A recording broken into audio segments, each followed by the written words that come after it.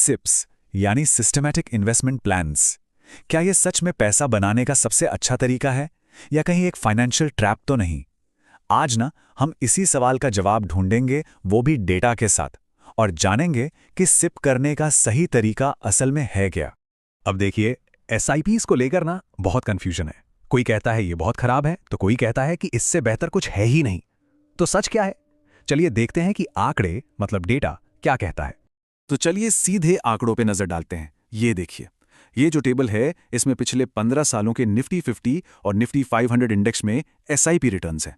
और जरा लंबे समय के रिटर्न्स देखिए, 7, 10 या 15 साल में रिटर्न्स लगातार 14% से भी ज्यादा रहे हैं।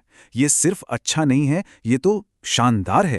तो इसका मतलब क्या हुआ? मतलब ये कि डेटा के हिसाब से जिन्होंने लंबे समय तक एसआईपी की, उनका पैसा डूबा नहीं, बल्कि उन्होंने इन्फ्लेशन यानी महंगाई को भी आराम से पीछे छोड़ दिया। और ये रिटर्न्स फिक्स्ड डिपॉजिट्स जैसे ट्रेडिशनल तरीकों से तो कहीं ज्यादा हैं। अच्छा, तो सवाल ये उठता है कि अगर डेटा इतना पॉजिटिव है तो फिर एसआईपीज को लेकर इतना कंफ्यूजन क्यों है? देखिए, इसका जवाब इस बात में नहीं है कि एसआईपीज अच्छी हैं या बुरी। असली बात यह है कि उन्हें किया कैसे जाता है। तो चलिए इसी को एक एक करके समझते हैं। तो जैसा हमने देखा, डेटा तो साफ कहता है कि एसआईपी एक बहुत पावरफुल टूल है।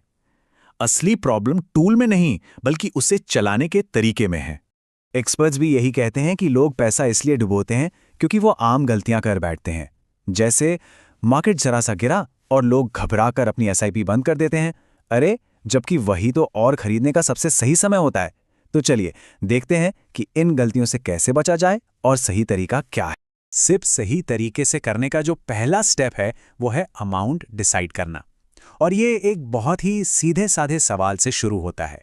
ये इस बारे में नहीं है कि कितनी बचत हो सकती है, ये इस बारे में है कि वो कौन सा अमाउंट है जिसे हर महीने इन्वेस्ट करने का कमिटमेंट लिया जा सकता है। चाहे कुछ भी हो जाए, मार्केट क्रैश हो, कोई ग्लोबल क्राइसिस आ जाए या इकोनॉमिक अनसर्टेनिटी हो, मतलब वो अमाउंट जिसे इन्वेस्ट करते रहने का पक्का इरादा हो, तब भी जब डर लग रहा हो। और हिस्ट्री उठाकर देख लीजिए, मार्केट बड़ी से बड़ी गिरावट के बाद भी रिकवर करता ही है। 2008 का क्रैश हो या 2020 का, और कमिटमेंट से ये पक्का होता है कि जब मार्केट वापस ऊपर आए तो आपका इन्वेस्टमेंट वहां मौजूद हो। ठीक है, तो अमाउंट तो तय हो गया। अब आते हैं अगले क्रूशियल पॉइंट पर, वो है अपनी एसआईपी को किसी खास गोल से जोड़ना। इससे ये तय होगा कि एसआईपी आखिर चलानी कब तक है। देखिए, एक सक्सेसफुल प्लान का ना एक क्लियर प्रोसेस होता है। चलिए एक एग्जाम्पल से समझते हैं। मान लीजिए 10 साल में बच्चे की एजुकेशन के लिए पैसे जोड़ने हैं। अक्सर लोग एक गलती कर बैठते हैं, वो आज के खर्चों के हिसाब से प्लानिंग करते हैं, लेकिन इन्फ्लेशन यानी महंगाई को भी तो गिनना पड़ेगा। 5% सालाना महंगाई के हिसाब से भी देखें तो जो शिक्षा आज 10 लाख की है वो 10 साल बाद 16 लाख से भी ज्यादा की होगी। तो कई बार ऐसा होता है कि हिसाब किताब लगाने पर पता चलता है कि गोल के लिए जितनी एसआईपी चाहिए उतनी कमिटमेंट अभी नहीं हो सकती। तो क्या करें? घबराइए नहीं, इसका भी एक प्रैक्टिकल सॉल्यूशन है। इसका सॉल्यूशन है स्टेप अप एसआईपी।